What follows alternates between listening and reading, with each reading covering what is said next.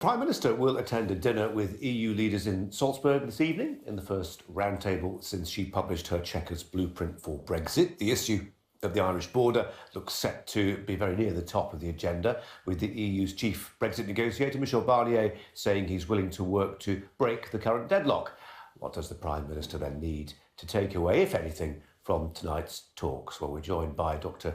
Guido Tiemann from Vienna's Institute for Advanced Studies and Stephen Booth, who's Director of Policy and Research at Open Europe. Gentlemen, very good day to both of you. Stephen, if I can start with you. I'm guessing you're sitting in Westminster, some distance away from Salzburg, but the view from Westminster is that she needs some concessions, doesn't she?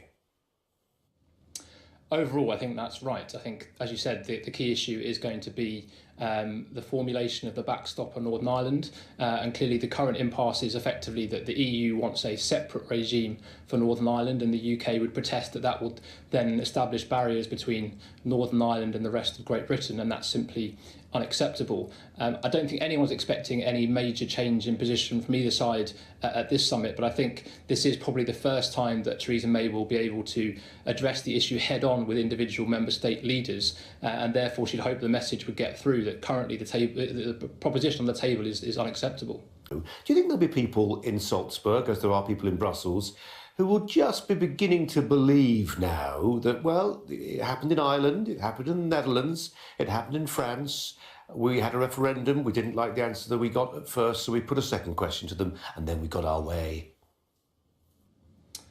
Possibly. I think that's still a very small minority view. It's not really clear to me how what the route is to a second referendum, given the parliament we have. It would take effectively a government of the day to propose a referendum, and it's very clearly not on the agenda for this government. So I think that's a very small possibility, and I think therefore EU leaders would be taking a huge risk to gamble on that proposition. And every sign is that they want to see a deal wrapped up in the current Article 50 period. And I think, as you say, I don't think we're going to see a huge change in position from the EU at this point, but it is clear that Michel Barnier, the lead negotiator, is trying to find a form of words, a presentation, a way of softening this issue of the Irish border, because I think it's clear the EU does recognise that Brexit is going to happen, and they would like a deal as much as the UK would, and we think both sides want to avoid the scenario of no deal.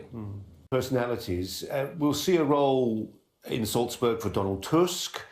We form an impression, don't we, that he's got a different view of how Brexit could work from, say, Jean-Claude Juncker. Am I reading that right?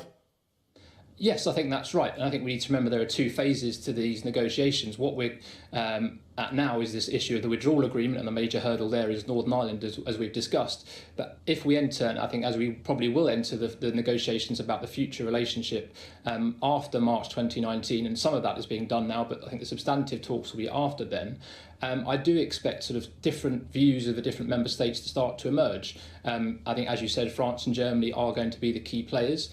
But the countries that have the most to lose from a poor trade agreement are going to be advocating for a close arrangement with the UK. Those who have the most to lose from potentially losing the UK as a major security partner in Eastern Europe will be advocating for close arrangements between the UK and the EU. So I think when Donald Tusk really will come into his own will be when we start discussing the future relationship, and there he'll be representing the interests not the EU necessarily as an institution, but also of the member states as well.